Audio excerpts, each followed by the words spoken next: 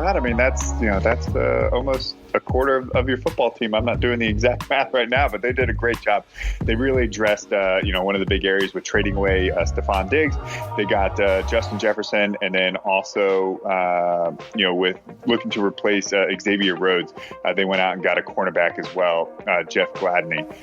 And so they looked really, really good, especially in their 2 picks. They did phenomenal. Other teams that I really liked, I liked what the Baltimore Ravens did. They really went out and helped shore up their linebacking core, which was looking, definitely one of the weaknesses for their team. So they picked up Patrick Queen and Malik Harrison. So I really like what they did there as well, too. It's going to sound a little bit biased because everyone knows I'm a Cowboys fan, but I love what the Cowboys did. I was a little unsure at first that they decided to draft a wide receiver first when that wasn't really their biggest need, with losing what they lost on defense, because they lost Byron Jones, they lost Robert Quinn. They needed to really fill up and get some defensive players, but they weren't going to let the best player available that was projected to be the best wide receiver pass them up when a couple other wide receivers were picked. So they took CeeDee Lamb. They could use another wide receiver, though. They absolutely, because they did lose Randall Cobb. Lamb is already an instant upgrade from Randall Cobb, maybe not in year 1, but certainly down the road. He's a better wide receiver, or will be a better wide receiver than Randall Cobb. It looks like it in the beginning. Then they went out and they did get what they needed. They got Trevon Diggs out there for cornerback. They picked up another one, Reggie Robinson. So I like the 2 cornerbacks that they got. They got someone on the interior on the defensive side, Gallimore. They picked up as well as an edge rusher as well, too. So I really like what they did. They hit the key points that they needed. They filled the spots that they needed, and they look really, really good. One of the other teams that I really liked, and it was an interesting way to do it, was the Carolina Panthers. They're loaded on offense between their receiving core. They're ready to roll with Teddy Bridgewater. Obviously, they have Christian McCaffrey, but defensively, they were horrendous. So what did they do? Yeah. They went out and they drafted every single player on the defensive side of the ball. It's the first time it's ever been done in the NFL. I'm looking at that. Yeah, safety. So tackle? Defensive tackle, safety, cornerback, safety, tackle, cornerback. Yeah. So they got D-line and they got, defensive backs, and they just loaded up on them, and they look to project to be really good picks. So, maybe we're going to see a big change with what Carolina is going to be doing. And then Denver Broncos. I like what the Denver Broncos did. They needed massive, massive help within their wide receiver core. It's really only, narrowed down to like 1 wide receiver after they got rid of Emmanuel Sanders. They have really nobody left. You got Cortland Sutton, which is, he essentially had his breakout last year, so he's coming into his 3rd year as a wide receiver. You expect someone as good as him to take that 3rd-year leap, which is really that leap that you look for in a wide receiver if he can do it. But they went out and they got Jerry Jeudy in the first round. They got KJ Hamler as well right behind him. So 2 wide receivers that they really needed. And I also like what they did getting their tight end. I saw the analysis on him, and I like what he is. He's a speedster, so he's going to be on kind of on the other side there. They're looking to run probably 2 tight end sets a lot. Albert Okuwambambo. I'm not sure I was looking at his name right. I think you did a good job. Yeah, tight end. I think I did okay. We'll have to see how he turns out. But they went for a lot of speed, and I think they're going to look to stretch the field there. So Denver may be looking to try and step up into the KC realm with moving along there. Well, they'll have to keep up for sure. They're definitely going to have to keep up. I didn't hate their entire draft, so I'm going to say that up front. But okay. Philadelphia, what are you doing? Drafting Jalen Hurts in the 2nd round. That's a really, really expensive insurance on Carson Wentz. Now, I get it. Carson Wentz gets hurt a lot. But you had other needs, and that's what you did. It's a head scratcher. I like what they did with their first picks, Jalen Rigor. They needed a wide receiver. They really only have Alshon Jeffrey. The rest of their wide receivers are kind of trash. Because they don't have Deshaun Jackson anymore. They needed someone that they can kind of stretch the field. They have no one else to play in there, so they needed something. So I like what they did first round, but beyond that, I mean, Jalen Hurts was just kind of a head scratcher in the second round for me. And then the worst draft. I don't know what they were doing in Green Bay. Lay it on. This is an embarrassment. What are you doing? You're a 13-3 team. Now, admittedly, that was an awful looking 13-3 team. If you watch any Green Bay Packers games, you're like, how is this team 13-3? They're like 10-6 at best. They were able to manage and manufacture some wins, so good for them. But they needed help.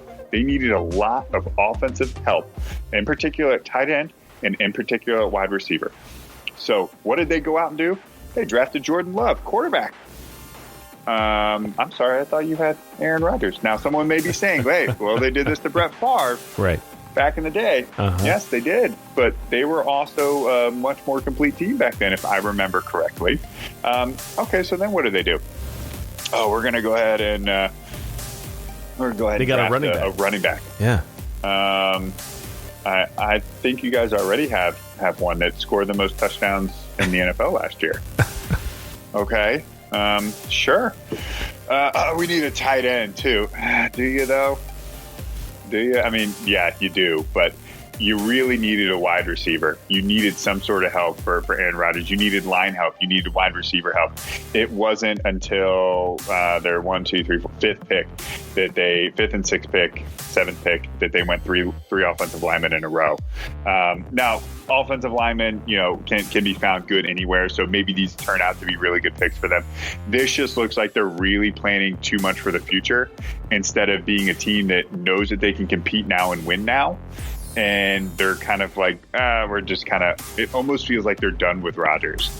We'll see what happens with that. Yeah. It was just, it was a very puzzling thing to do because they didn't just draft him in the first round. They traded up to draft him in the first round.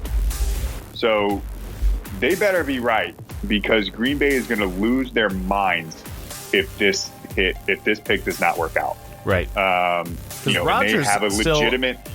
So I just looked up. He still has 4 years on his contract. 2024 is when he's a free agent.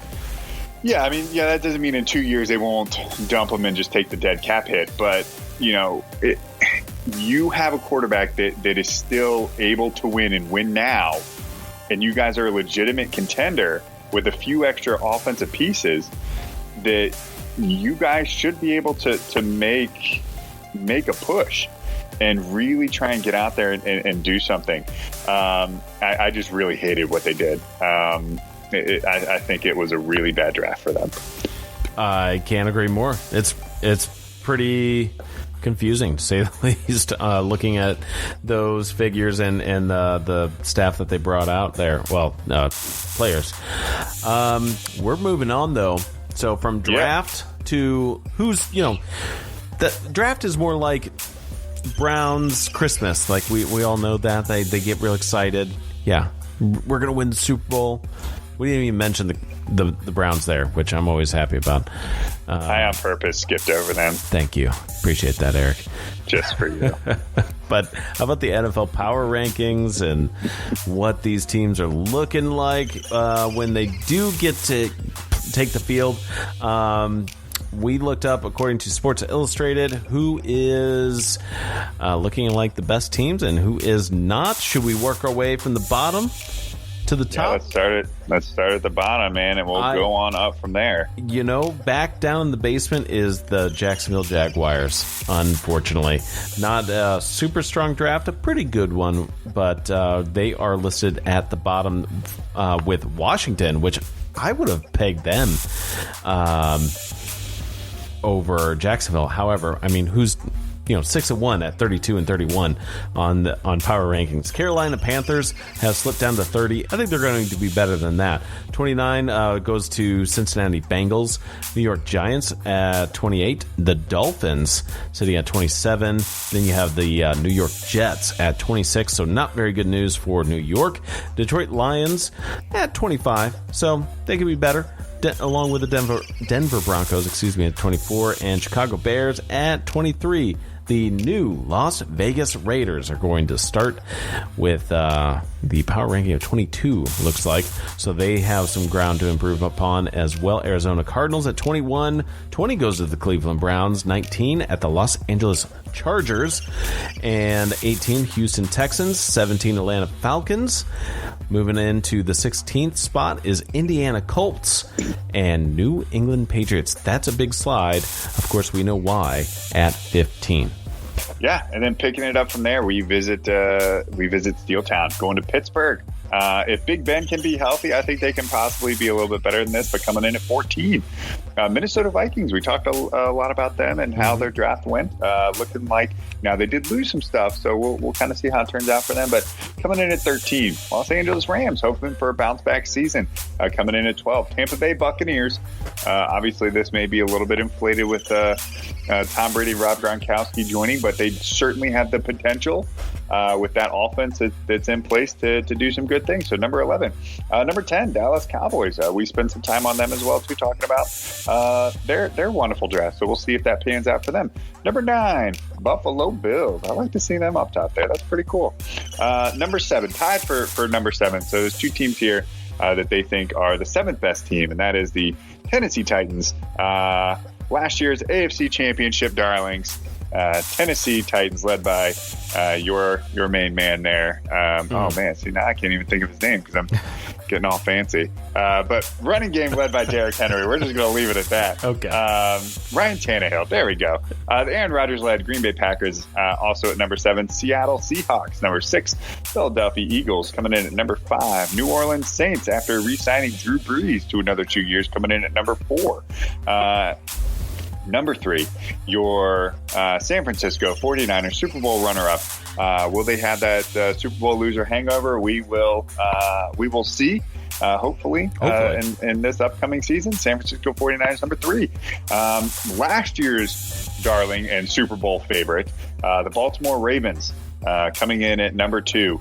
And then last year's champion, the Kansas City Chiefs, coming in at numero uno. And why not? Yeah, I mean, it's hard to say. Why not? Because they were able to re-sign Robinson and Watkins, and they kept that offense in place. And as long as Mahomes stay healthy, I don't see how that's a bad pick at number 1. Lost a star running back and didn't seem to even skip a beat on that. So they were. Yeah, it's not really a star running back in Kansas City. It's more the system. Yeah, fair enough. Because Williams, I don't think, is still really that good. Okay. I mean, you're talking about Kareem Hunt, I believe. Yes. He was okay in Cleveland, but I think he was definitely inflated a little bit by being in Kansas City. Okay. I think that system is just so phenomenal for runners. I mean, and Andy Reid has proven that over the years. So okay. Eric, we don't have much time here left in this episode, but I want to ask a quick question on a Who You Got segment. Best video game for sports. If you could play one right now, what would it be? My favorite one that I used to love to play all the time was the NCAA football games. I love doing the whole campaign and building up your college program and doing all that kind of stuff. I thought it was super fun.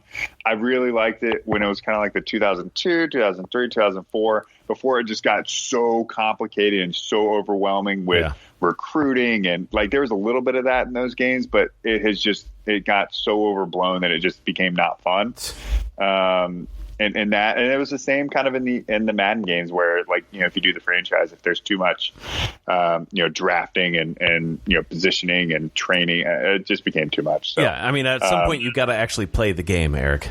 Exactly. Right. I want to do a little of that. I just want to play. Yeah, I'm a little more of the opposite. I am going all the way back to Sega Genesis days. Dude, 1994 was a big year because there was no baseball, but World Series Baseball 94 was awesome. Okay. Awesome. And then NHL game for Sega. I think that was also either 93 or 94. I played the crap out of that game. Yeah, so those two awesome. All right, guys, thanks for tuning in. That was Average Sports with your average guys. We'll see you next time. Thanks for tuning in to Average Sports with Average Guys. Don't forget to like, subscribe, share, tell your friends, and we'll see y'all next time.